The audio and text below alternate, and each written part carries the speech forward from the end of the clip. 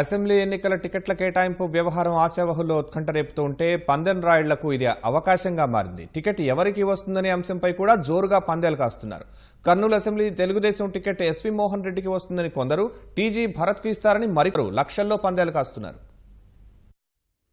కర్నూలు శాసనసభ స్థానం నుంచి తెలుగుదేశం పార్టీ అభ్యర్థి ఎవరనే ఉత్కంఠ కొనసాగుతోంది. Sitting MLA S V Mohan Reddy మరోసారి తనకే అవకాశం ఇవ్వాలని పట్టుబడుతున్నారు. తనకే సీట్ కేటాయించాలని టీజీ వెంకటేష్ కుమారుడు టీజీ భరత్ అధిష్టానాన్ని కోరుతున్నారు. ఎస్వి మోహన్ రెడ్డి తెలుగుదేశం పార్టీలో చేరినప్పటి నుంచి ఇద్దరి మధ్య ఈ సీటు విషయంలో వివాదం నడుస్తోంది. ఎన్నికల నోటిఫికేషన్ వచ్చినా కర్నూలు స్థానం మాత్రం పెండింగ్లోనే ఉంది. ఈ నెల 18 తర్వాత సీఎం కర్నూలు జిల్లాలో పర్యటించనున్నారు. ఇరు వర్గాలను ముఖ్యమంత్రి ఏ విధంగా ఒప్పిస్తారు అనే విషయం ఆసక్తి రేపుతోంది.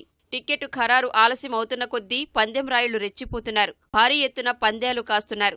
అత్యంత గోప్యంగా మధ్యవర్తుల సమక్షంలో పందేలకు తెరతీశారు. ఎస్వి మోహన్ రెడ్డికి సీటు కేటాయిస్తారని కొందరు, టీజీ భరత్కే సీటొస్తుందని మరికొందరు పందెం వేస్తున్నారు.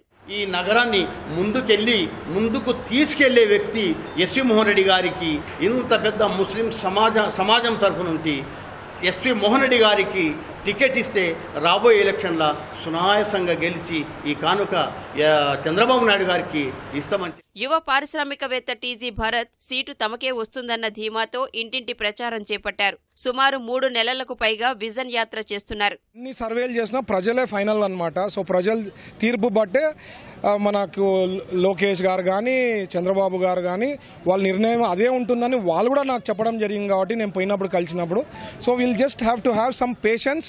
2-3 రోజులు కావచ్చు, 4 రోజులు కావచ్చు, దాని మించి అయితే టైం లేదు. ఎందుకంటే డెడ్ లైన్స్ వచ్చేసినాయి కాబట్టి ఒక 4-5 రోజులు తట్టుకోవాలని కోరుకుంటున్నాను నేను. ఎన్నికల నోటిఫికేషన్ వచ్చి రాగానే పందెం రాయుళ్లు రెచ్చిపోతున్నారు. అభ్యర్థుల గెలుపు ఓటములు, ఎంత మెజార్టీతో గెలుపొందుతారు, ఏ నియోజకవర్గాల్లో ఎన్ని ఓట్లు వస్తాయి అనే విషయాలపై ఇప్పటికే పందేలు కాసేందుకు సిద్ధమవుతున్నారు.